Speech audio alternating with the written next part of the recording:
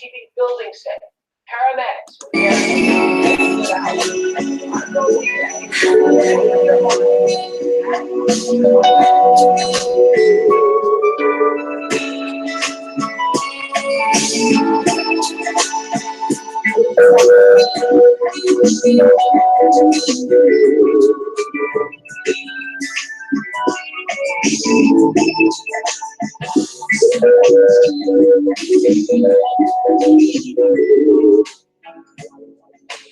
You don't belong to me anymore, it seems. I'm all alone in my dreams. I just feel so weak. No one knows the pain I see when I'm all alone. Now that you're gone, my world is cold, my friends are few. Without you here, my joy seems cruel. When you left, you took part of me. What can I do? Tell me, baby, it's you that I need. Baby, it's you that I need. I'm lonely, yes. It's you that I need. Come on back, come back.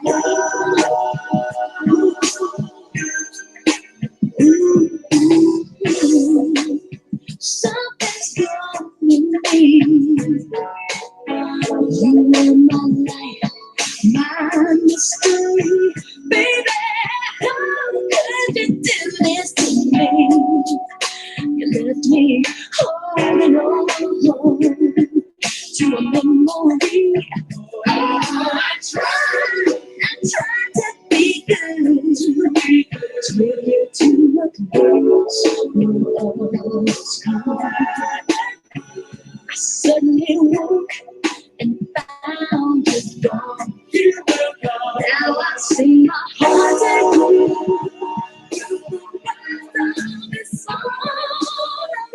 something's happened to me.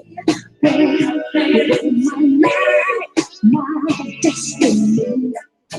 My life will never ever be complete. Come back to me. Baby, baby, baby, it's you that I need. Baby, it's you that I need. No, nobody but you. It's you that I need. Come back,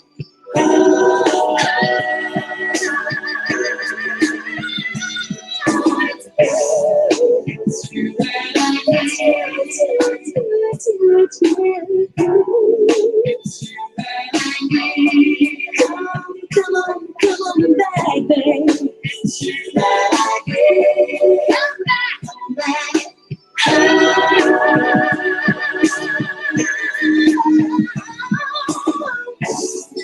It's you that I need. Oh, it's you, babe. It's you that I need.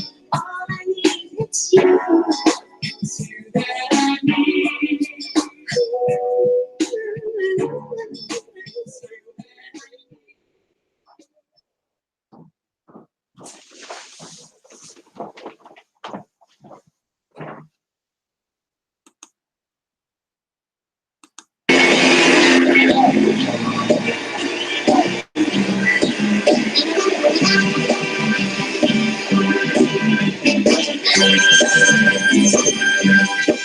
I'm coming to you, wanna touch on good love, gotta touch on when you get it, you got to, so don't hurry, 'cause I'm coming, I'm a soul,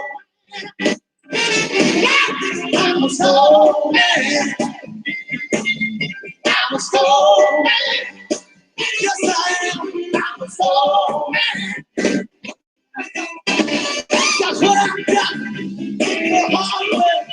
And I make it better each and every day. Slow man, don't you think? Cause you ain't seen nothing in the house. I'm so mad. I'm so mad. I'm so mad. I'm so mad.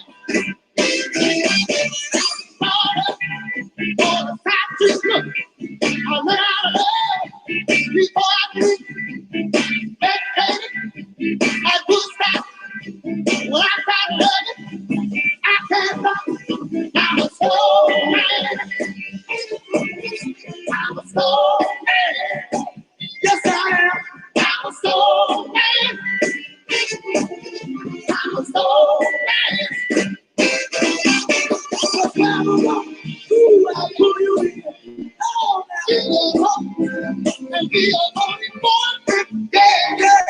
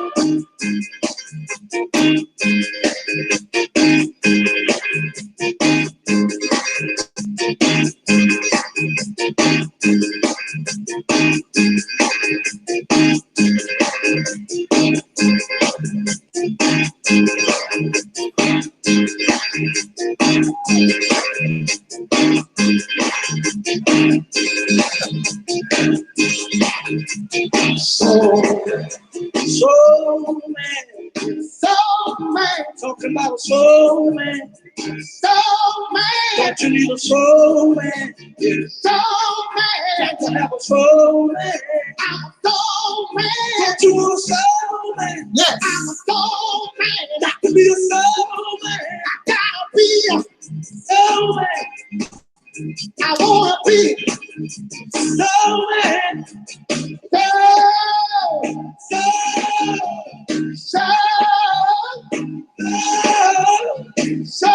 baby,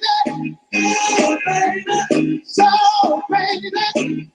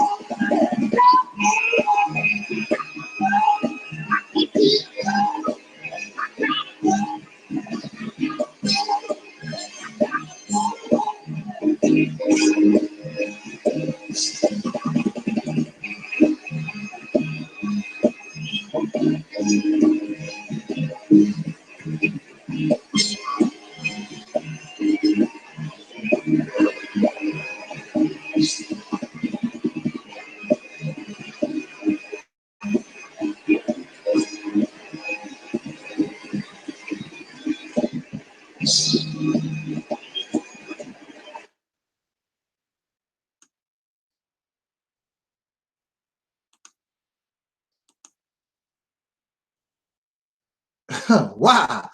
I'm a soul man.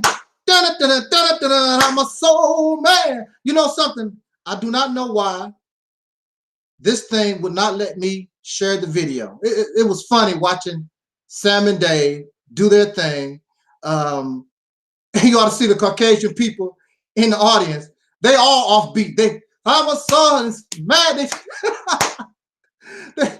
The Caucasian people are all offbeat.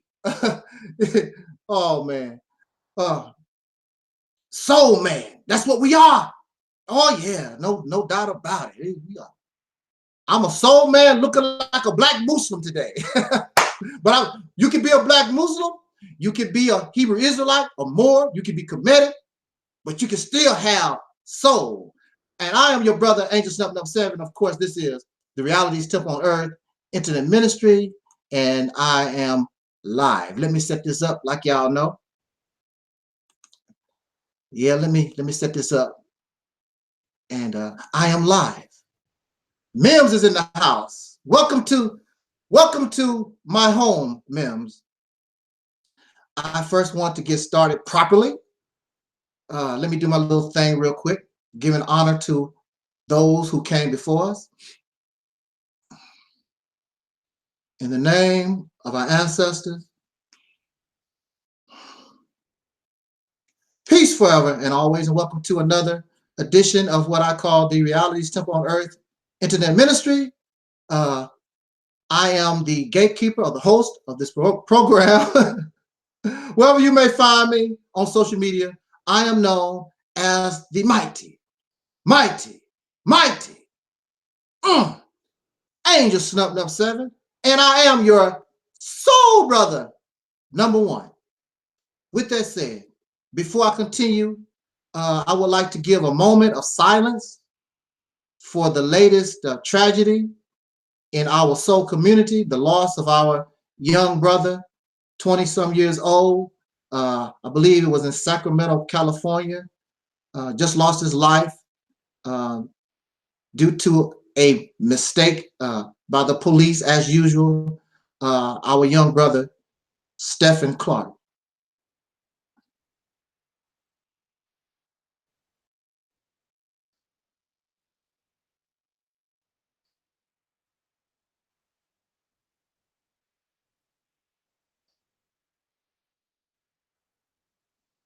Thank you very much. Thank you. Thank you so much. And we will definitely miss your being among us, Brother Stefan. And surely you was an asset to us as far as we know. They can't find nothing bad to say. They could even say that you had a weapon, only a cell phone. For me, these things that continue over and over again, it gets to the point where you can't even shed tears because it's like it's expected. It's a way of life. This is the norm. And I want to speak to us today because if this is the norm, if this is the norm, you don't want to change this. Certainly, we have a sincere problem. I want to offer us, we always talking about solutions. Well, I want to offer a solution. And I want to offer this solution, this message to our brother, known as the Honorable Minister Louis Farrakhan, the Nation of Islam, the incredible and powerful Fruit of Islam, and of course, the MGT. I'm directing this message to one of our most strongest organizations ever produced among us, because they are in a strategic position. They are in a position that could actually get this done very quickly if the people, see, I don't care what you want, if the people don't want it, just like drugs. You can't sell people cocaine unless they want it. You can't sell people marijuana unless they want it. They must want freedom, justice, and equality, the liberation from an oppressor. If they do not want it, there's nothing I can say, there's nothing the Honorable Minister Louis Farrakhan can say, or anyone that can say that can change that reality. You can speak to your black and blue or green or polka dot or whatever in the face. That's not going to change that reality. But hopefully, I hope that we want better. If not for ourselves, the babies that we claim that we love, the children that we bear, and we want a better future for them. So we want to try to leave things a little better for them than it was for us, like those who came before us. The reason why I can speak the way I speak and do what I do and have the privileges that I have is because of those who came before me. So as an adult, I feel it is my responsibility to do whatever I can to make that journey easier for those who come after me. Hopefully, maybe it won't be so hard and difficult like the walk that I had to take. So again, I want to send this message to the soul community, to this soul nation, but specifically to the Nation of Islam, our brother, Minister Louis Farrakhan, and those who support and follow his leadership. Now, I want you, for those who are listening and those who will listen later, please do me a favor because this is very, very important. I need your feedback. I want to hear your voice, even if it's just to say, right on. Even if it's just to say, Negro, you is out of your dang mind. You is crazy. Whatever your opinion, I want to hear it. Write it down. Put it in the comments. Put it in the chat room. Let me hear your voice. And then, especially if you agree with this message, you got to get this message out to our people, because this is a reality. This is not some feel-good stuff that I want to present to us. It can make you feel good, but not only is it plausible, but it is possible, again, if we want it. Bear with me, y'all. I dressed a little sharp for you, for the minister, for those who follow the minister, for my soul people today, because you deserve it. You deserve somebody clean cut and respectable and somebody that dress up just for you. You deserve it. Some of us act crazy sometimes, but you deserve it. You've done nothing to deserve the hell that we've been going through, going on for the last 500 years. I want to take my time. Bear with me now. If you can't really listen to me, just cut the video off right now. Go somewhere else, because I might take a little time here. I want to present this to us. We always talking about the solutions, answers. Well, I'm going to present this. And I truly feel it can work. There's no reason why it can't work. I want to talk to Brother Minister Louis Farrakhan, the Honorable Brother Minister Louis Farrakhan. I want to say this. Do we really want, as the Honorable Elijah Muhammad taught, do we really want freedom, justice, and equality? Because if you truly want freedom, justice, and equality, there's a price to be paid. There is a sacrifice. There is suffering. There is no really running around in a suit looking pretty when you're fighting for freedom, justice, and equality. In fact, the ultimate price, of course, as you know, could be your very life. Are we ready? Are we willing? And do we truly want freedom, justice, and equality? Do you know what equality is? Equality is, I have one bow tie. You have one bow tie. We are equal. If I have two bow ties, now it's unequal. Do you truly want, and I don't care who you are, I don't care if you're the president, I don't care if you're a minister, I don't care who you are. Equality means the president, the minister, or whoever big shot title you think that you have one bow tie just like I do. Your house is no bigger than my house. Are you sure you want freedom, justice, and equality? Everybody the same? Are you sure you want that? Because there are many of us even in our small capacity, we sort of like being a little better than somebody else. And you know why, sir? Because I work harder, so I deserve more. I'm smarter, so I deserve more. I'm bigger, I deserve more. Many of us have that type of mentality. So you do not want freedom, justice, and equality. And those under you, you want them to praise you and you want them to serve you. That's not freedom, justice, and equality when somebody else is serving you, when we should be serving each other. So if I have one bow tie and you don't have nothing, then I'm obligated, and as you being my brother or sister, I want to make sure that you have a bow tie too. See, many of us don't want freedom, justice, and equality. We're not real. And many of you are experts on hypocrisy, and that's being very hypocritical. I, and this ministry, represents freedom, justice, and equality. No doubt. Have you ever seen animals in a cage? I'm pretty sure you have.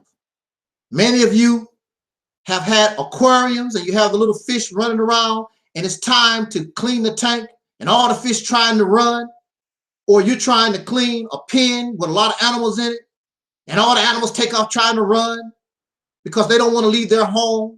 You only want to clean the pen or the aquarium. And then the fish, they huddle in a corner somewhere trying to get away. That's their safe haven. That's a place where they think they can find relief from what is going on. The so-called Negro, the African Americaners, whatever you want to call ourselves today, we have been in this nation going on 500 years. And our extreme problem being in this cage is that we've no safe haven. Even the slave, it was possible back in the day, they tried to find a safe haven. The Underground Railroad, they would get on a train or a stagecoach, however, go up under whatever they done in order to find a safe place they could go to. However, in modern times, we have no safe haven. So we are easy victims for those who come to clean the cage. You understand? We need a safe haven. So if we are being murdered in California, if we're being lynched in Tennessee, is there any place that we can go where we can feel safe? Right now, there is no place. It's a possibility that no matter where a dark-skinned person goes in this nation, there's a big possibility, and the percentage is high, that we could end up, especially if you are a young, dark-skinned, young soul brother like Stephon Clark. The odds are against you that you might end up being a victim of police racism, or let us not forget, you could be murdered by your own people, those of whom they say are your own people. We are not a people, because if we were a people, there would be a certain amount of love. And people, we don't run around murdering each other because of that love, because when I see you, I see myself. So why would I pull a trigger on myself? That's like committing suicide. But since I don't see you as myself, and that other face that I see has no value to me, it's easy for me to take up a gun or a knife or something of destruction, some weapon of mass destruction, and murder my own. So yes, I must also add that not only do we suffer from being murdered by outside forces, but we have to worry about being murdered by our own. And there's no place we can go to hide. There's no safe haven. We want to talk about the creation of a safe haven. We want to talk about in that creation of that safe haven. Oh, wow. I am so, I am very tired, but also at the same time, I'm happy because I know the possibility. I also have some personal good news in my, my journey to continue to meet my soul sister, Terry Ellis. I can't talk about that right now, but I feel I'm hyped up. I'm hyped up about this conversation. So please give me your feedback. And if you feel worthy or this is something that we could do, then we need to get on the ball and share it. It makes no difference where it comes from. And see, if you are a believer in God, you should know that if it's viable, it must be something that comes from God. You can't be tripping off the vessel that it comes from. If you don't like me, you don't like me, and so you're going to deny your own salvation because you don't like me. That's crazy. You should want to be part of anything and listen to anyone that sounds like they have some type of damn sense that can get us out of this situation once and for all. Aren't you tired of this crap? It's been going on 500 years. How many lifetimes is that? How many times have our ancestors prayed for the end of this madness, this insanity? You with me? Okay.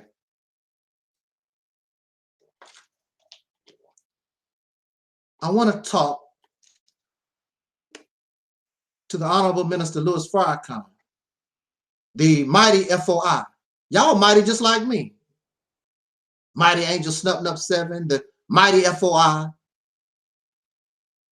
and our soul sisters, the MGT. I want to give you just a brief history of myself.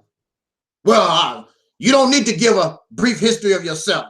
All those videos you talk about Farrakhan, negative videos. So you say, or you think.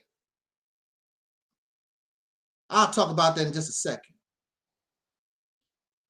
I joined the Nation of Islam in 1981, probably around July or August, in New York City. I forgot actually which borough it was.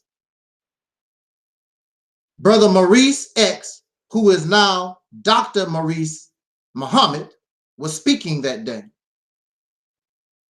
My original intent coming to New York City, I was an inspiring entertainer. I wanted to sing, I wanted to dance, I wanted to write music, the whole entertainment thing, being inspired by the late and great Michael Jackson. That was my intent. But as many of you know from watching these videos and learning about me, I was introduced to the teachings of the Most Honorable Elijah Muhammad at a very young age. Exactly how young I was, I don't remember, I don't know. But I always wanted to be part of the Nation of Islam. So I listened to Brother Maurice X. And as always, the ministers of the Honorable Elijah Muhammad are dynamic speakers, very articulate, set that emotion up inside of you. And it rekindled my love for the teachings of the Honorable Elijah Muhammad.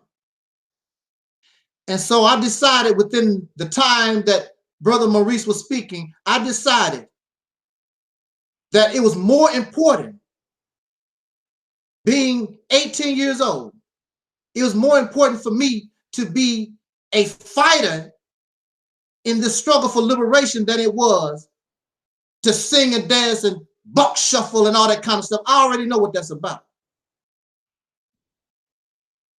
And when Dr. Maurice Muhammad asked the people who wanted to join and help the Honorable Minister Louis Farrakhan, of whom I did not even know who he was at the time, help him rebuild the teachings of the Honorable Elijah Muhammad,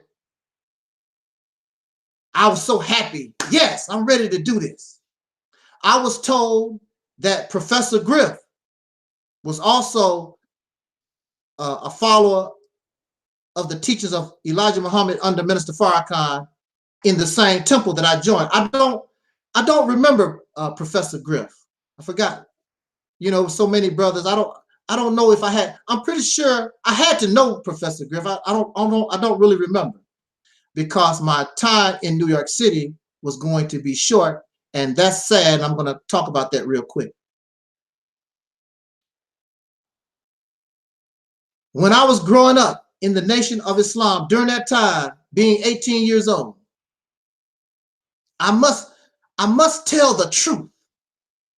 And I give people credit where credit is due.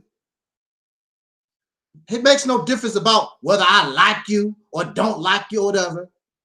If that's what you accomplished, if that's what whatever you did of right, I will give you your credit. Whatever you did of wrong, I'm going to tell you the same thing.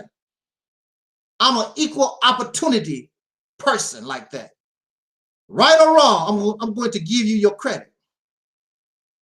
But during the 80s now, let me tell you, being 18 years old, having no real example of manhood around me, when I joined the Nation of Islam was one of the best things, and I don't regret nothing. Because at that time, Minister Louis Farrakhan was one of the strongest voices out there. One of the best examples of manhood, and I know countless people, if you be truthful, you will agree with me. The way he spoke truth to power and was not afraid. Oh man. I was a young man. We had a meeting at the Armory, I believe, in New York City. It was the Armory. And you had the Jewish Defense League or the Anti-Defamation League, whatever them jive time Jews was, whatever. They on the side of the street talking about, who do we want? Farrakhan. How do you want him? We want him dead. Don't come to our side of the street if you know what's best for you, son. Because I know I was getting ready to rip him another butthole. That's just bottom line. Nobody have time for playing. You can holler and scream all you want to on that side of the street. It was Minister Farrakhan and Brother Akbar and the brothers of the FOI that was an example for me, being strong and fearless as they are, that make me who I am today. Watching them stand, watching them take care of business. Nobody takes care of business like the FOI. I haven't seen it. I was a part of the FOI. I know what the FOI is capable of and what the FOI can do, including y'all beautiful sisters. Woo, the MGT. Man, an unstoppable force. Can't do nothing with us.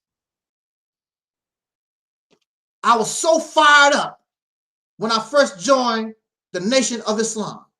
The only thing I wanted to do was spread these teachings. I know how Brother Malcolm felt when he first learned and when he first got an opportunity to spread the teachings. He was fired up, didn't want to think, nothing else was on my mind. I didn't want to hear nothing. Out in the street with the final calls, talking to people, shaking hands. I did not do what y'all do. Lay around, playing on the computer all day long. I was shaking hands. And everybody did not like Muslims. Some people wanted to punch you in your face. You would open a gate and people bring out their dog to bite you. That was funny. It was people in my neighborhood that knew me all their life. But when I became a Muslim and wanted to talk to them about Islam, they would bring the dog out. Don't come in my yard. It's funny. My ultimate goal in my mind at that time, I already made my mind up. I wanted to be the national representative of Minister Farrakhan. That's what I wanted to do. That was my goal. And I was willing to work hard and long and for hours, whatever it took to accomplish that goal. Unfortunately, destiny has other plans. As I continue my journey in the Nation of Islam, as I began to mature, I began to start thinking differently. Which, to be honest, I sort of was different to begin with. Even though I love the teachings of the Honorable Elijah Muhammad, I've always had a problem with religion, the religious belief system. I don't know exactly what was wrong with it, but there was something wrong with religion. I did not like religion anyway. But I liked the brotherhood. I liked the sisterhood. I liked the overall message of the Honorable Elijah Muhammad and the teachings of the Nation of Islam. But again, destiny has other plans. And so, not going into detail because we could be here all night, I just started to become discontent. But you know, like I said, I would not take nothing back. One of the most incredible experiences I've ever had was my first Savior's Day convention. And all the brothers in their uniforms and the sisters dressed in they're all white, and brothers and sisters from all over the country. There was no profane language. There was no smoking weed. Everybody was courteous to one another. That was a wonderful experience, and I hope that continues. With this last Savior's Day and many more to follow. Wonderful experience. I can't say the same thing for the Million Man March. As soon as you come to the Million Man March, you can smell weed. You know, brothers was drinking and smoking. But at least we all gathered at the mall for a specific reason. And I know there are those critics of the Million Man March. There are those who are critics of Justice or Else and so forth. Whatever. We're not talking about then. We're talking about what are we going to do now? What we are going to do now. Not what Farrakhan is going to do, what the Nation of Islam is going to do. What are we going to do now? Especially since you're a critic and you have nothing else to show. You're not doing nothing. If you don't like the Million Man March, then what have you produced? It's simple as that. And that's nothing. This is a we effort. So you should not just rely on Minister Farrakhan or any organization or individual. This is a we problem. Again, do the people really want freedom, justice, and equality? Do you really want that? Because if you do, you are willing to pay the price. What is sad and hurt me so bad is that I have relatives in the Nation of Islam that encouraged me to join Minister Farrakhan. And I was hyped up, and I love New York City. Mind you, these are my biological brothers and sisters. These are my relatives. I was 18 years old, and I was living with my relatives in the New York City area. And they really was getting sick. They didn't like me being around. And I wanted to stay and work in New York. But they was like, we need to send you back to your mama. It's a hurtful thing. When you have, these are not only your biological relatives, these are my brothers and sisters in the Nation of Islam.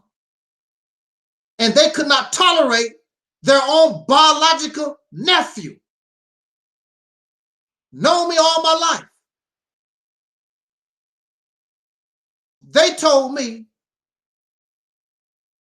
or they pointed me towards the homeless shelter. These are my brothers and sisters, my biological relatives, and they pointed me to the homeless shelter. I could not stay with them. Another FOI could not stay with the MGT FOI. The MGT FOI sent me, pointed me to the homeless shelter. You think that didn't have an effect on how I began to view everything? When I'm looking at brother and sisterhood, these are my relatives, and they are my brothers and sisters in the belief in the Honorable Elijah Muhammad, and they told me and sent me, wanted to send me to a homeless shelter. Don't judge me. You are not qualified to judge me. You don't know what I've been through. So they put me on an airplane, a jet plane, the fastest way they could get me out of Dodge City, sent me home back to my mama. But I still tried to hang, and I worked with the brothers and sisters in the St. Louis area, St. Louis, Missouri area, for the next 5 or so years. But again, the feeling of discontent and this type of behavior was coming from certain people, especially from the top leadership. I did not see them have real love for the brothers and sisters in the mosque. They was always on this power trip. How do you feel powerful? And sometimes there are only 5 or 6 brothers in the ranks. I'm the captain. Matter of fact, during that period of time, the Honorable Minister Louis Farrakhan took away all titles. There was no minister, there was no captain, there was no lieutenant. And he definitely was not known as the Honorable Minister Louis Farrakhan. None of that was going on. The headline of the Final Call newspaper in 1982, I believe, was, "We must first be brothers."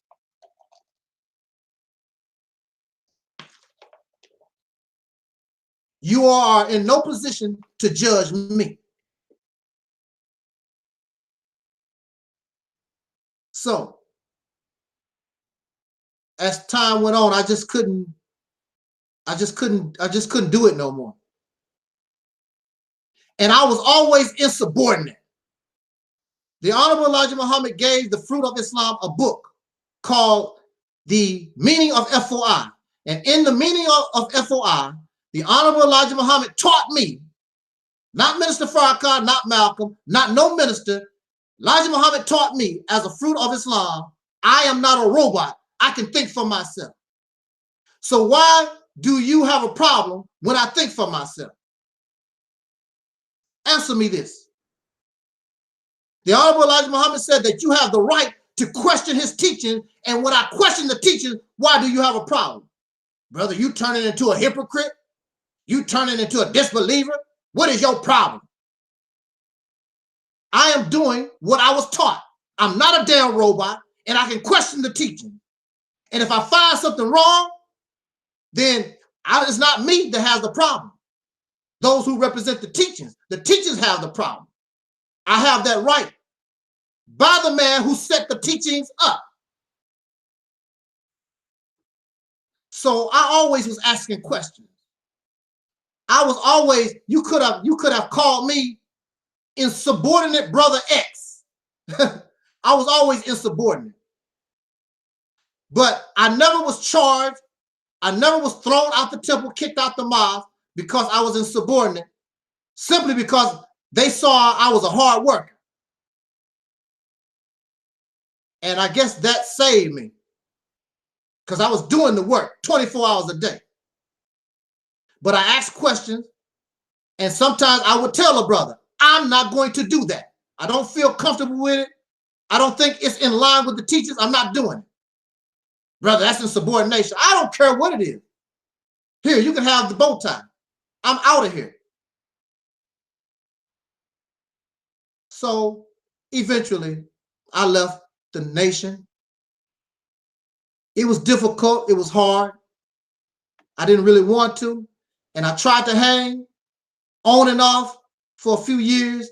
And I believe that I finally just cut ties with the Nation of Islam sometime in 1990. So from 1981 to 1990, I was there.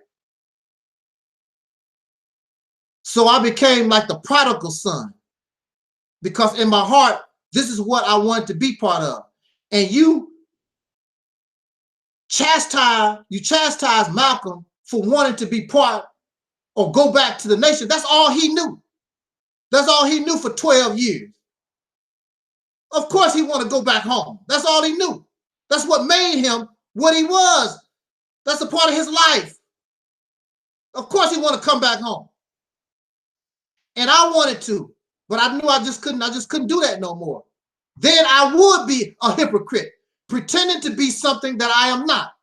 I no longer believe that type of way anymore. At all, period. Not some parts or a little bit of this. I just did not, it just wasn't attractive to me no more. So why be a part? So you have brothers, I'm still your brother, but then you have brothers who don't really believe in brotherhood. You just want to come and be around the brotherhood. They want to try to force you to put on a bow tie again. I said, no, it's not me, man. Why would you want somebody who is telling you, I don't believe that, to be in your ranks? Well, they did it with Wallace. Wallace told, it was very clear, Wallace told everybody, I do not believe in my father's teaching. And they made him the leader. I don't understand your thinking. And then you actually believe you was going to thrive by putting somebody in leadership that did not believe the teachings. What's wrong? Come on. That don't make no sense. So I was wondering, going back and forth and everything. Went to church, which I went to church, and Christian brothers and sisters actually treated me better in the church than they did in the mosque. I never really was able to speak in the temple for whatever reason. I don't know why. I can guess, I can assume, but I really don't know why. But when I went to church, the preacher said, what you want to say, bro? They gave me their rostrum. They gave me their pulpit. Treated me like I was royalty. Every church I went to. I'm pretty sure the Nation of Islam saw value in me, but not like the church. They treated me like royalty, like I was some kind of king. That's a shame, because that which you love don't see your real value. And these other persons that's outside, they always wanted me, brother, you need to be a Christian. Brother, you need to be a Hebrew Israelite.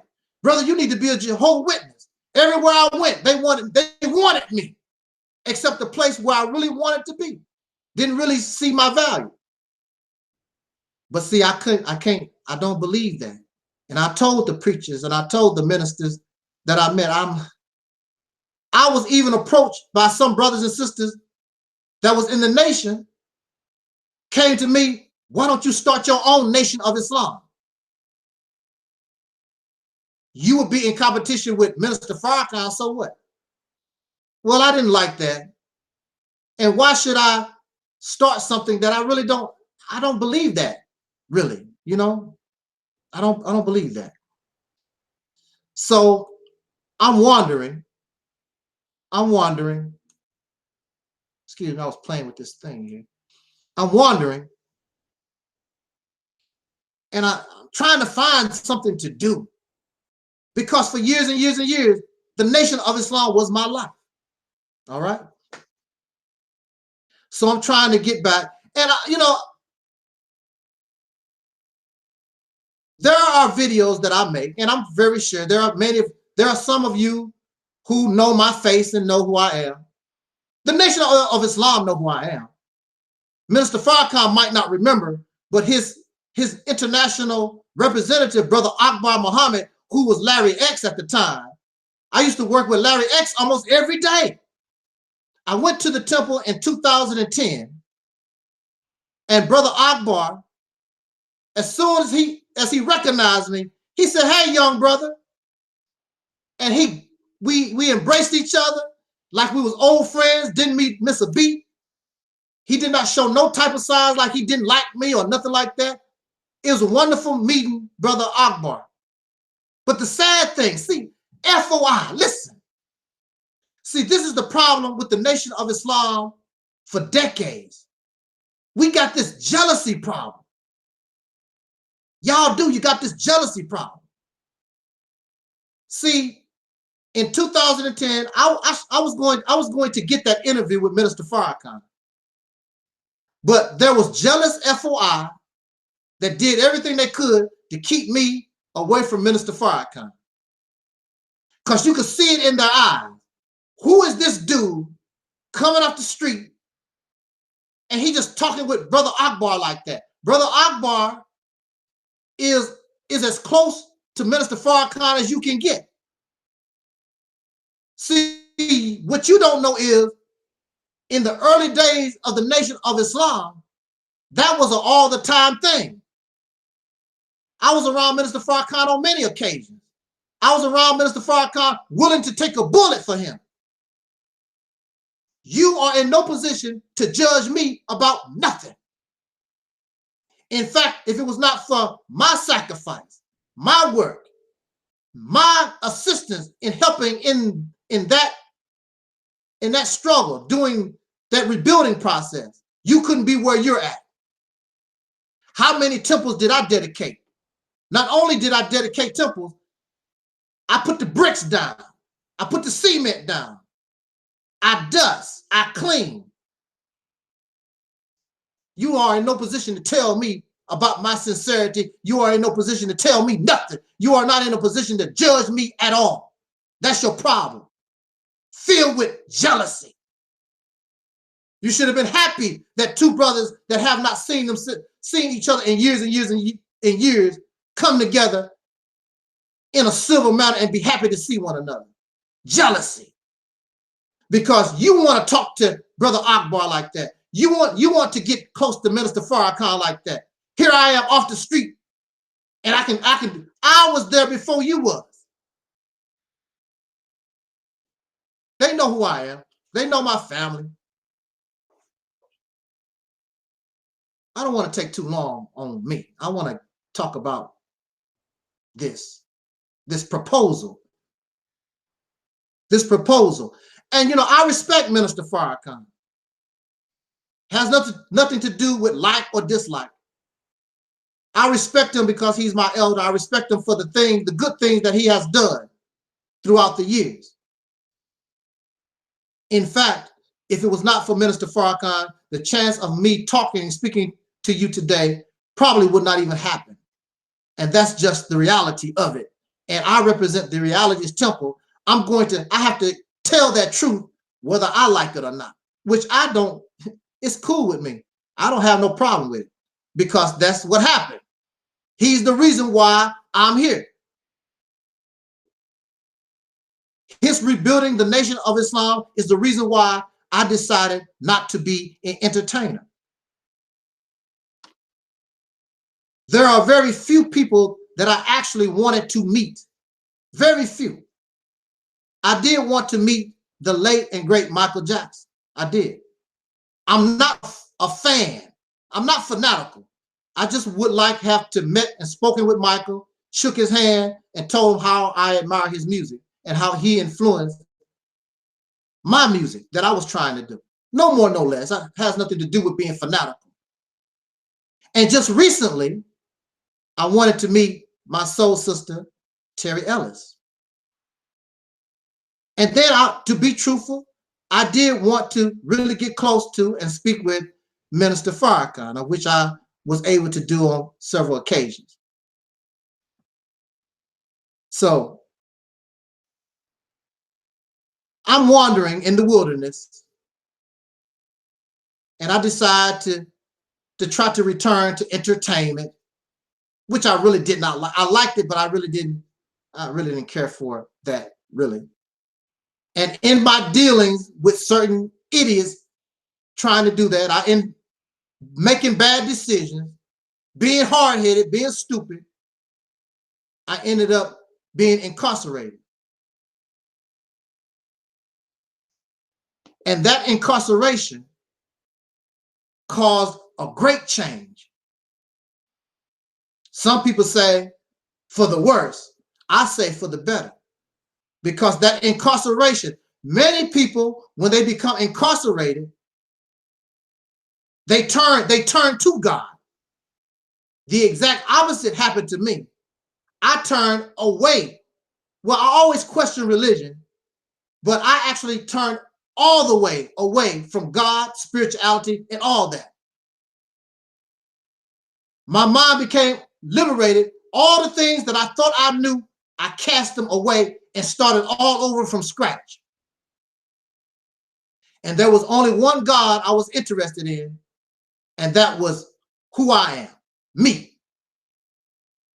All these other spirits and gods don't mean nothing to me.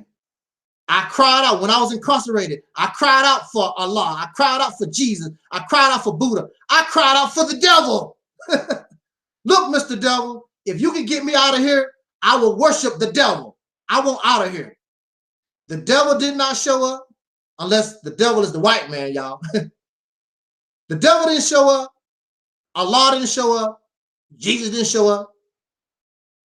I wrote every black organization, including the Nation of Islam, all the black lawyers, the Urban League, the NAACP. I wrote everybody trying to get help. Nobody helped me. No God, no people, no nothing. So I am on my own. You cannot judge me because you didn't help me. When I was locked up, you didn't come to my aid. You only want me because you can use me? You the one with the problem. You only want me around so I can do something for your ass. I'm not going to be used like that. I'm sorry. You better go somewhere else for that. Not going to happen. But that experience changed my whole way of looking at things. And when you are in a situation that we find ourselves in, the descendants of slaves born in America, having dark skin, the people that I call soul,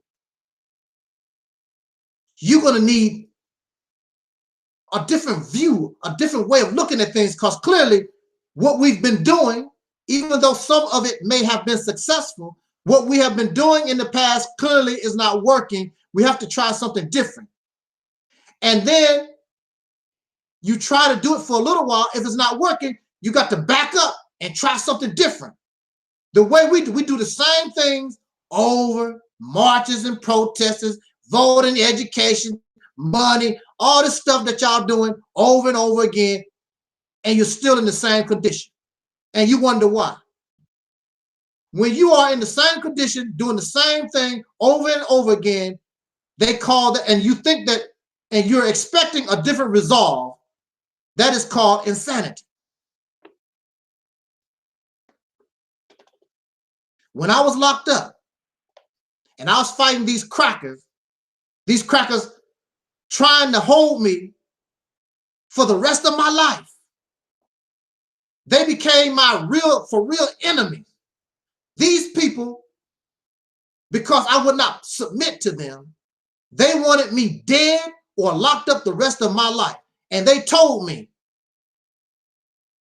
without their help, I would be locked up the rest of my life.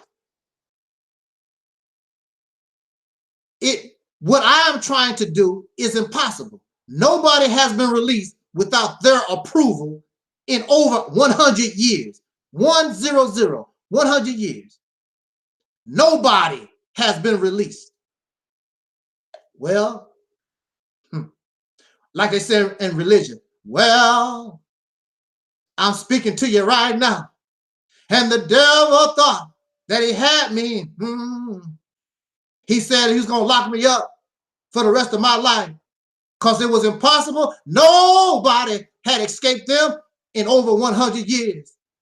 But when you look into God and yourself, amen. Can I get an amen? When I searched to the God of myself and start using my brain, because God gave me a brain. Why don't y'all learn how to use it? Your brain is good for you. Use your brain. Stop reading all these damn books because the books is limited in information according to somebody else's brain. Learn how to use your own brain. I use my own brain, y'all.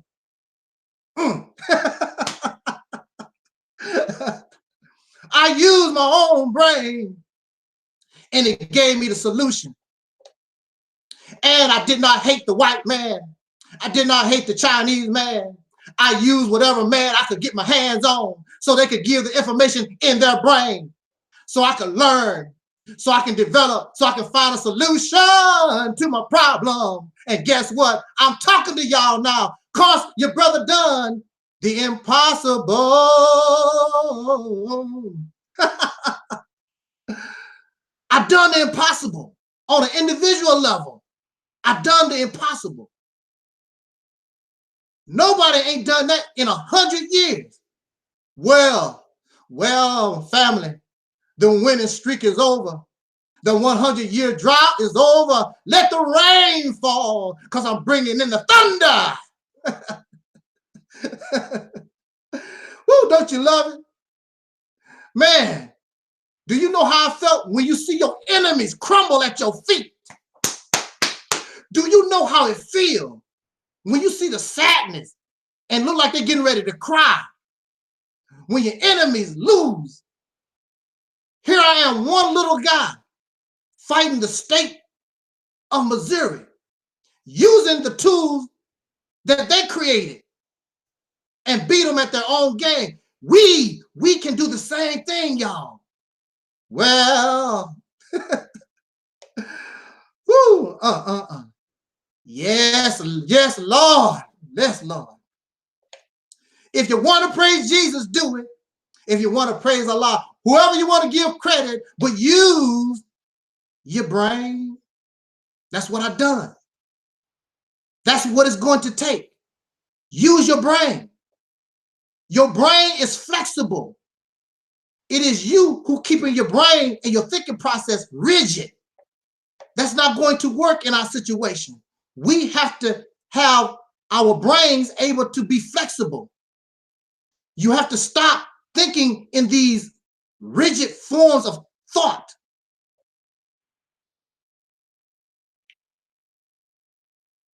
They say in the chat room, I think our positive voice is capable of generating waves of healing and balance. Yes. Yes. Hey, Veronica, how you doing? Welcome to church. I'm taking my time today. Got my little water here. And that's enough about me. I just wanted to give you a little background on myself because really it's a long story. I try to make it short as possible, but I just want folks to know you can't judge me. You don't know what I've been through. And you don't know, since you did not create me, you did not make me, but God did. You don't know what plans God had for me at all. You're in no position to judge me at all.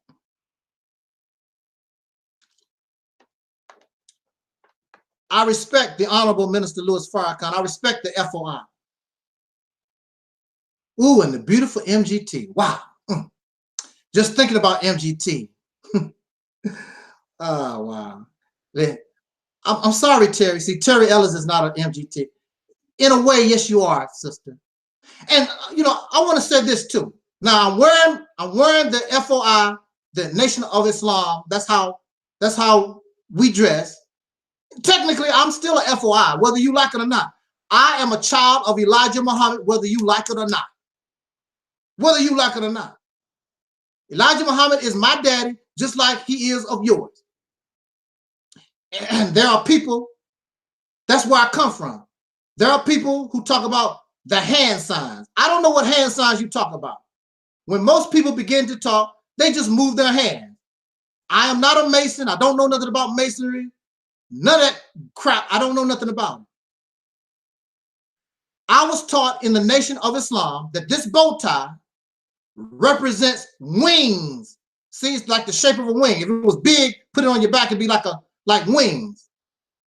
Because we are angels to our people. I'm an angel. This is Angel Snup Nup 7 channel. I am Angel Snup Nup 7. I am an angel. So all that masonry stuff, the signs with the hands, I was gonna make a sign with my hand, but that'll be sort of profane. And you tell me what Mason that sign represents. Oh man. Oh. Is God in the house? I think God is, but it's not the type of God y'all thinking about. And even so, God gave us a brain. We refuse to use it. We want to listen to other people. If you listen to other people all the time, there's nothing wrong with listening to other people. But when you begin to depend on them to think for you and you don't want to use your brain, you are doing your own self a disservice because you might have the answer. You look into somebody else for the answer and you had it all the time. Just like the story of Dorothy and the Wizard of Oz. She's going everywhere. I want to see the wizard, the wonderful Wizard of Oz. Da, da, da, da, da, da, da, da. And then come to find out the wizard was just an ordinary person. He didn't have no power. And Dorothy had the power to go home all the time. She didn't have to go find the Wiz, the Oz, whatever his name is. The Wizard of Oz. The power she was looking for, the power she was looking for somebody else, she had it all the time. Man, think for yourself. Use this for a change. Like my teacher told us when I was little, put on your thinking cap. Now I want to leave that and bring the proposal that I would like to say and present to Brother Farrakhan and the Nation of Islam. And why do you want to approach the Nation of Islam? Because the Nation of Islam, whether y'all like it or not, is the smartest, the most intelligent, the most organized, the most disciplined, the most influential group that we have in this country at this time. Call me a lie. Minister Farrakhan in 1995 called 1 million men to Washington, D.C., and he got 2 million. Who else since that time has done that? Nobody. Well, you see, yeah, but Farrakhan, it don't make no difference. Who cares about the past? We're talking about the now. If Brother Farrakhan, if you really want to leave something on the map and you will never be forgotten in prosperity, I'm going to offer you a proposal. And if we, not you, not just the Nation of Islam, if we can pull this off, woo, let me tell y'all something. Are y'all ready to go? Are y'all ready to get on the soul train? Choo, choo, choo, choo, choo, choo. Are y'all ready? You ready to get on the soul train? Okay. Let me get a little drink. Here we go. What I want to present to us is very simple, yet complex. And the complexity comes simply as you just don't want to do nothing. That's what makes it complex. That's what makes it technical, because really it's simple. Minister Farrakhan was talking about in one of his speeches, he was talking about a little boy was teaching him. And he was proud, Minister Farrakhan, you was proud to say that this little boy was teaching you something because he was teaching you something about ants. And this is the reality still on earth. My teacher is nature. My teacher is the listening to the subconscious mind. So this little boy was teaching you about ants. I'm gonna give you an example.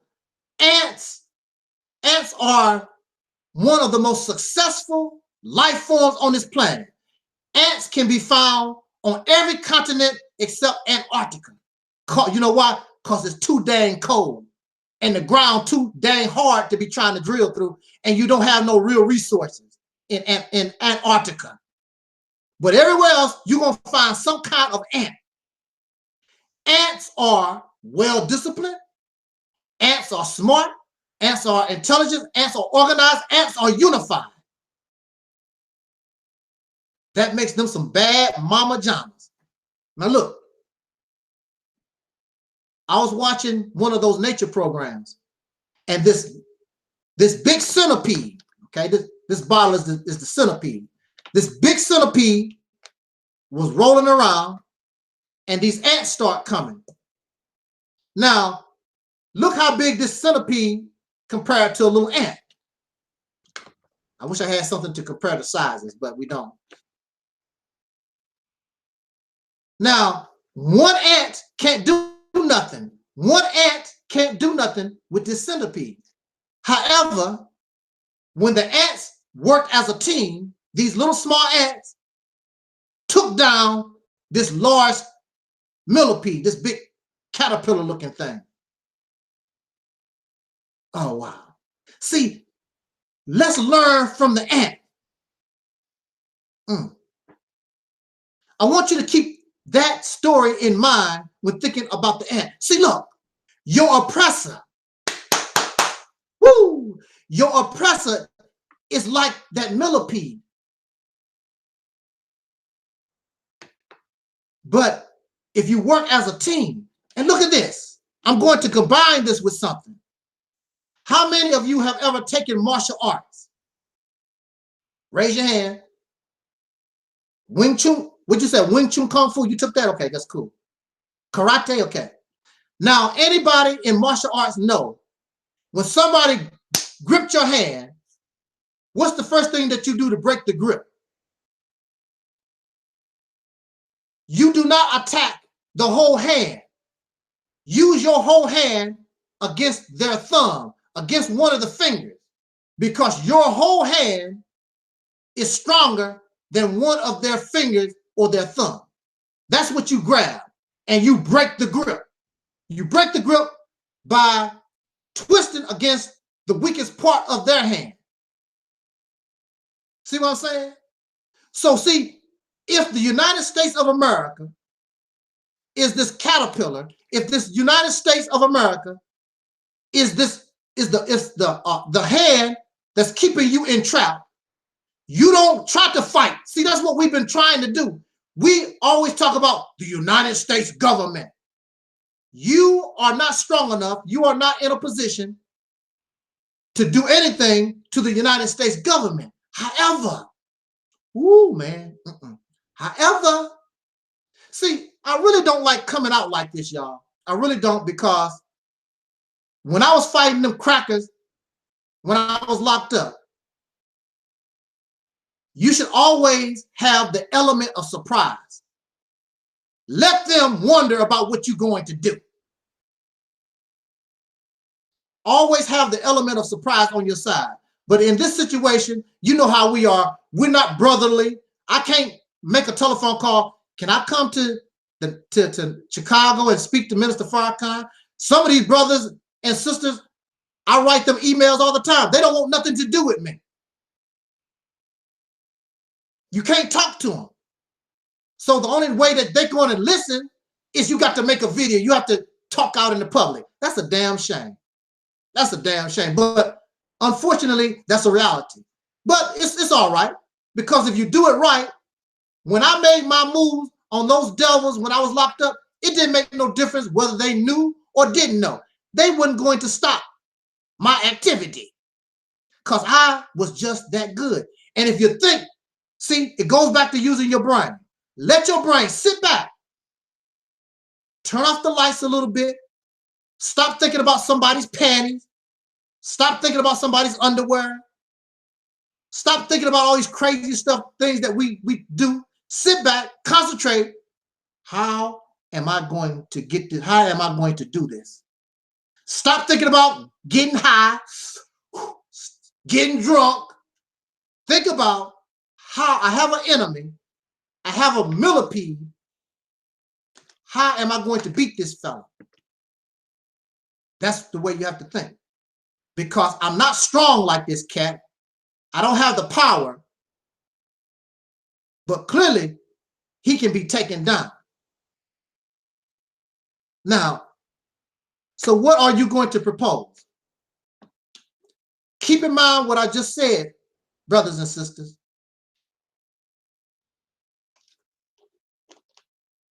Y'all there? Okay. Now, I have not done full research. I'm just going by the way things look. Again, this is simple yet complex. I haven't done the research.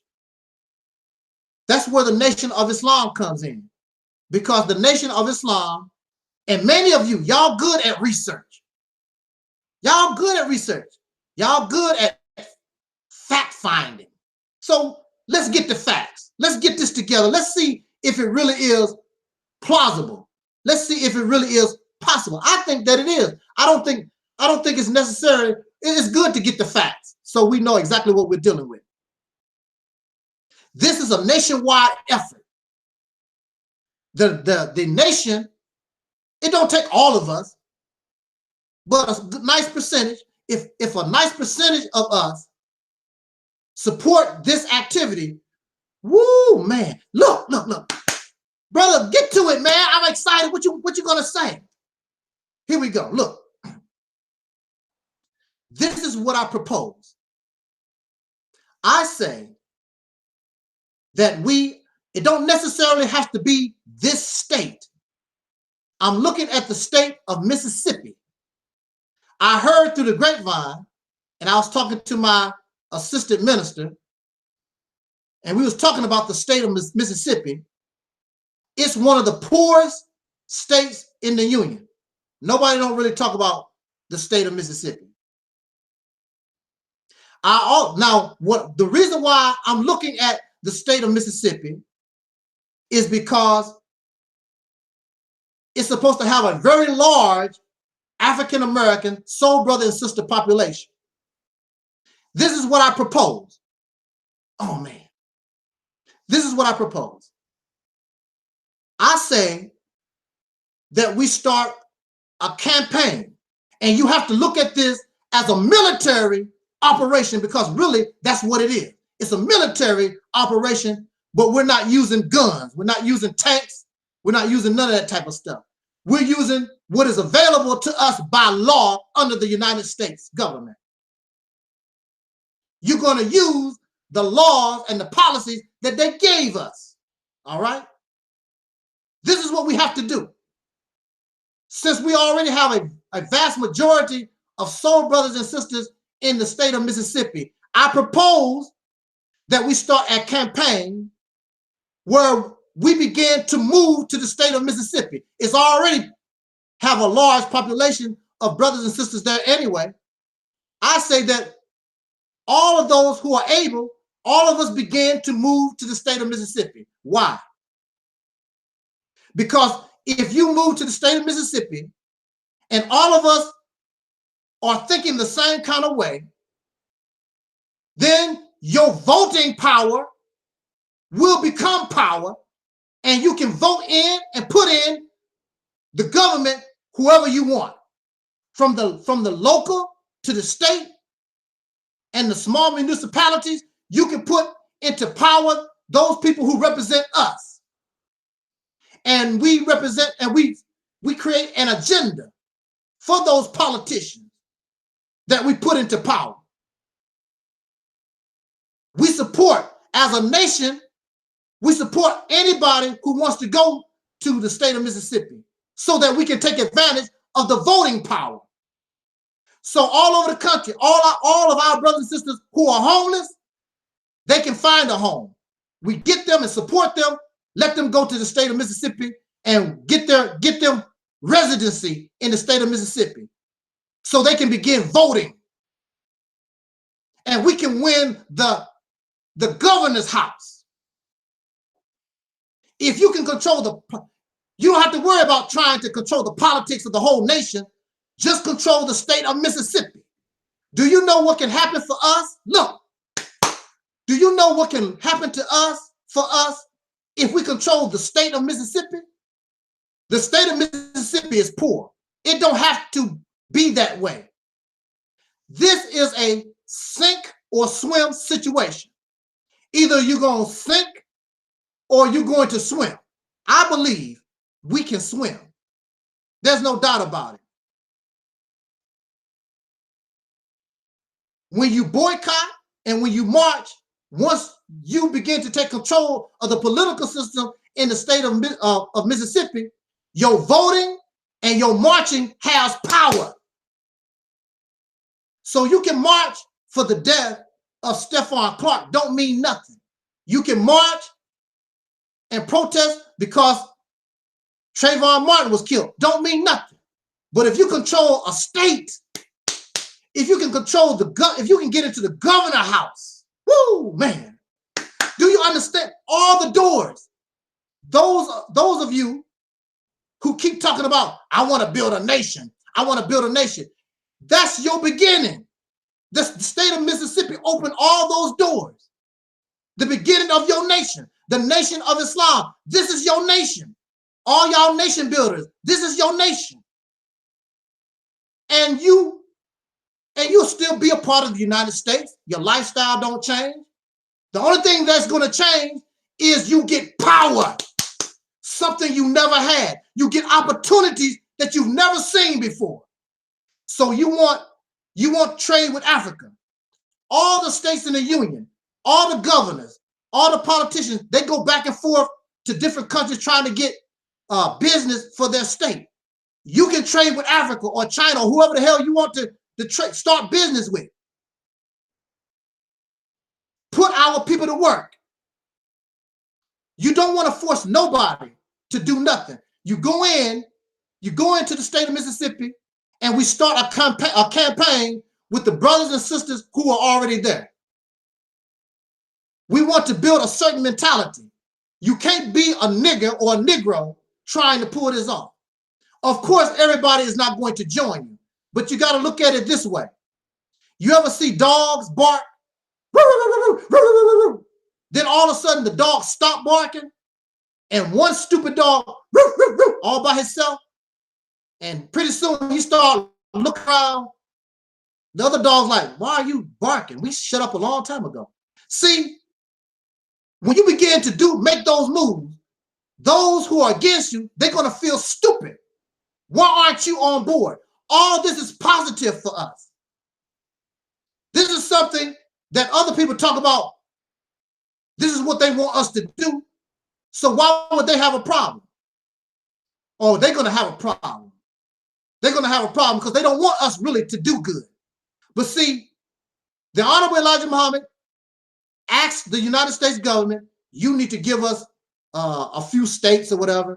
You know, and I know they're not going to give you nothing, so we can take it. Take it like the ants done that millipede. You're not fighting the whole United States. You just want the state of Mississippi. You want to go in and take control of the state of Mississippi. And if you take control of the state of Mississippi, you put yourself in a position to ask the United States government, say, look, you have some of our brothers and sisters in your prison systems. Look, why don't you give them to us and put them on probation, they will never leave the state of Mississippi. We'll make sure of that. And set them free. Give them to us. Give all our political prisoners, give them to us. Matter of fact, we can ask for almost anybody as a state. You can make that request. Whether they do it or not, we don't know. But as a state, give us our drug addicts. Give us our people in these prison systems. Because you're setting up a state of rehabilitation. And that's the mindset that you're creating going into the state of Mississippi. And you're going to put our people to work from the oldest to the youngest. The state of Mississippi should become something, we should create something that we're known for. And I say that we go into the earth, whatever land that is available in the state of Mississippi, we need to take advantage of it and go into the earth and grow our food organically, real organic. I'm not talking about what's classified by the United States government. If we can go into the earth and produce real organic milk, real organic chicken, real organic tomatoes, real organic everything, we can become the state of organic food. There's a big wide market all over the planet for organic, real organic food. That's what we would be known for. And that's where the strength of our business. Not only are we feeding ourselves, but we are creating an economy based on something the world wants, which is organic food. This is a team effort, and it's more and more important for the preachers and the pastors and the ministers, all those in the religious community. You must really go to work and be out in the street so that we can encourage our people to stop drinking, stop drugging, and all these other things that is hindering our progress. And while we work, when you are successful and people see what they build with their own hands, See, we need to get up out of the mentality that we're used to. When you are successful, don't mean that you have to live in a multi-million-dollar mansion. All of us, we learn how to live modestly. And the money that we would be throwing away trying to live big shot, we invested in our people. And more of our brothers and sisters can come to Mississippi and help us, and help us create the promised land that Dr. King said we would get there, but he wouldn't be able to get there with us. It's simple, y'all. Just like the ants. Just like the ants. All these doors will open for you if you can take over that state. And if you see yourself successful in that endeavor, it don't stop with Mississippi. Right next door is Alabama. Then right door after that is Georgia.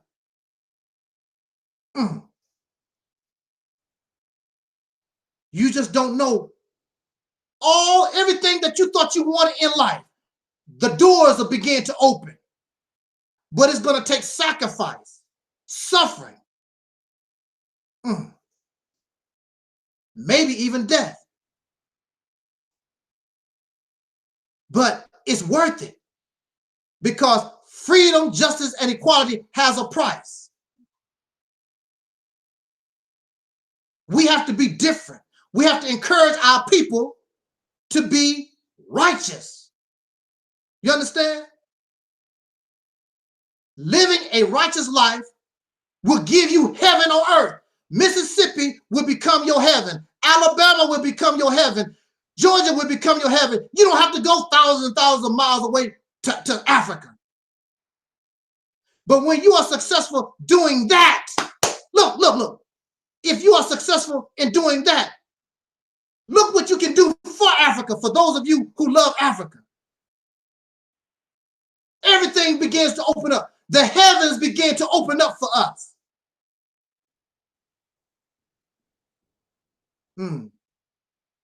Oh, my chat room. Thank you. Thank you.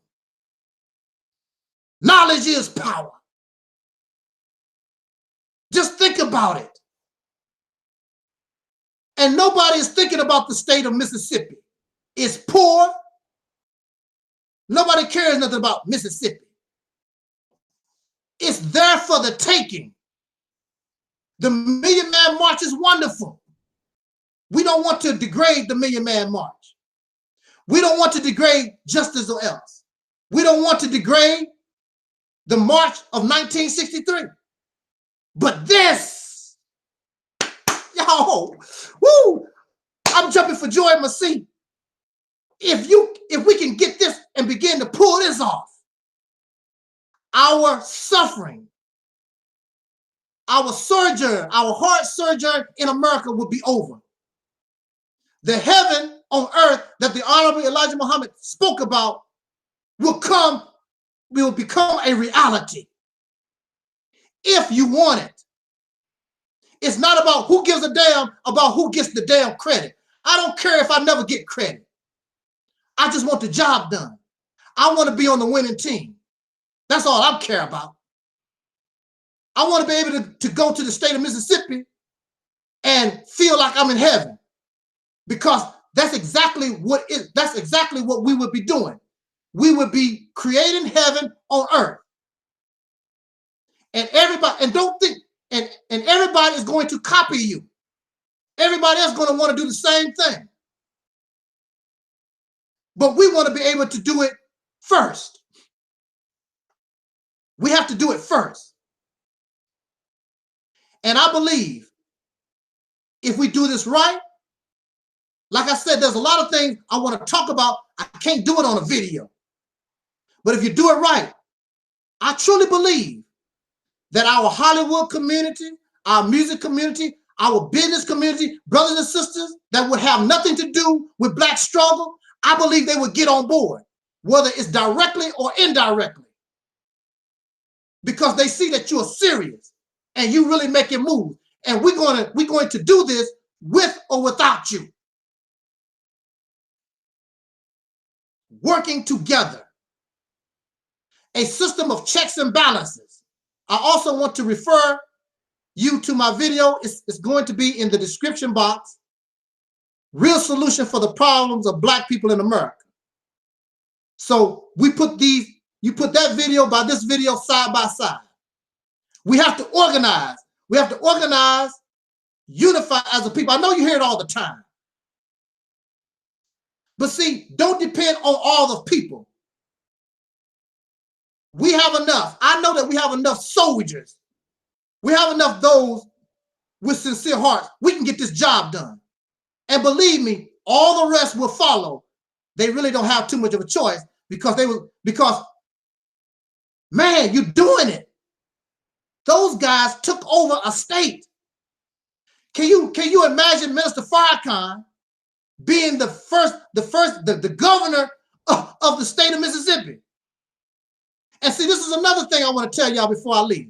See, once you control the state of Mississippi and you get a good grip, it don't have to stay Mississippi. We can call the state of Mississippi, we can call it New Africa. I don't care. I just want to be in heaven. Y'all can name it New Africa or whatever. So when these devils tell you, why don't you go back to Africa? I will. I'm going to New Africa. See what I'm saying? That's right. I'm going back to Africa. New Africa. Jackson, New Africa. Not Jackson, Mississippi. Jackson, New Africa. Not Tunica, Mississippi. Tunica, New Africa. Woo! The door is open for. The door is there for the taking. Just play it smart. Use the tools that your enemy gave you.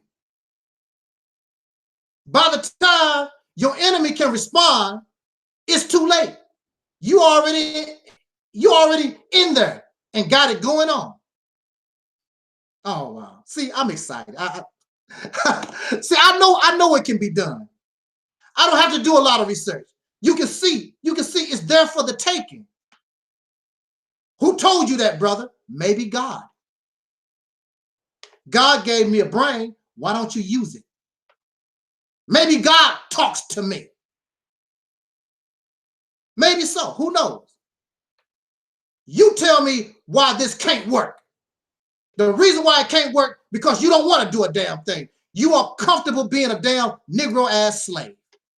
That's why it won't work. Otherwise, why it can't work? Put our people to work. Nobody in the state of Mississippi, everybody will have something to do, including the babies. And the little children like to help grown folks get stuff done. Let's go to work. Be the hardest working people on the planet. Why? Because you're creating heaven. Not only are you creating heaven for yourself, you may not know this, but you are actually will be changing the reality of the world. Did you hear what I said? You and I will actually be changing the reality of the world, bringing it from hell to heaven, bringing them from wrong to right. Because you are creating a righteous environment. I thought that's what y'all wanted. Nothing involuntarily. But I can guarantee you, when people see a certain way of life, you can have fun being righteous. You can have fun working real hard. You can live a good life and don't have to be greedy, trying to buy all the houses, trying to buy all the cars. Learn how to love yourself. When you go to the state of Mississippi, when you see a black man, you see God. Can the church say amen? When you see a black man, you see God. When you see a black man, you know he got soul. He's a soul man. He's a soul man. Yes. Woo. I'm excited. I know it can be done. The best people that can get this done and be successful, who can lead the charge, because you are leaders. When I was in the Nation of Islam, I was told I was a leader. You are the leaders. You are the general. Let's go to war, general, and lead the charge. What you want to do? We're getting ready to create heaven on earth. You can take control of the state of Mississippi. That's exactly what you've done. You open the doors. And you know what you also have done? You've done the impossible. You've done the impossible, just like I did. Them Negroes would never get together. They'll never be nothing. You made people alive. You've done the impossible. And all our patriots from the past, from Malcolm to Dr. King, Elijah Muhammad, Denmark Vesey, Paul Robeson, and the list goes on and on. All of them can finally rest in peace and say, wow, they finally made it. Our children finally made it. It's time. Even your books, your holy books say and told you it's time. The only thing holding you back is ourselves. So jot down your comments. Give me some feedback. I would hope that somebody who represents the Nation of Islam or just brothers and sisters, FOI, MGT in general, come speak to your brother and let's talk about this, because I really truly feel that it's not something that makes us feel good. Because when you think about it, it should make you feel good. But it's plausible and it's possible, and it can become a reality quicker than you believe. And finally, before I take my last breath, Brother Farrakhan, before you take your last breath, maybe it's possible before they lay us down for the final time, we can really rest in peace knowing you know, they're going to be all right. And you can feel good about yourself because we had something to do with that. And we will be the greatest generation ever produced by these so-called Negroes. We will always be remembered. We created heaven on earth, and we were able to break this evil and wicked cycle that has been going on for thousands of years. We were able to destroy it once and for all, and it never raised its nasty head again. I love it. I do. I love it. I love it more than I like Terry Ellis. Come on, Terry. Come on now. So I'm out of here, y'all. Let that marinate, and let's speak about it. Let's share this video. Let's get it out here, and let's get to talking on this. If you want to debate for hours and hours and hours, debate on this. Who cares about what Elijah Muhammad did 50 years ago, Malcolm did, and what the Egyptians did 5,000 years ago? Let us debate about how we are going to change reality right now and make it better, if not for us, for our little babies that come after us. It's our responsibility as adults. Or are you the boy that the cracker call us all the time? With that said, y'all, I want to thank everybody in the in the chat room. I hope that my proposal was worth the wait to hear, and I think that it is. That's right. Those who dwell in the past are doomed to repeat it, says the chat room. That's true. That's why we should stop dwelling in it. Learn from the past, but don't dwell in it. Because right now, some of us are caught up in that mentality. I don't have time for it. I would like to see us successful. And when I take that final breath, I want to be able to say in my mind, they on their way. They are on their way. So to my chat room, I would like to thank everybody for participating in your comments. And I hope that you would, once the video get posted, I would hope that you would say a little something once the video get posted, because you know how it is. I don't know. I think they're starting to show the comments on these live chats later on too. But anyway, give me some feedback. Let me know what you think. And just like Don Cornelius always said in pardon, until next time, y'all, this is your brother, Soul Brother number 1, Angel Snub number 7. And I wish us love, peace, and soul. Till next time, y'all.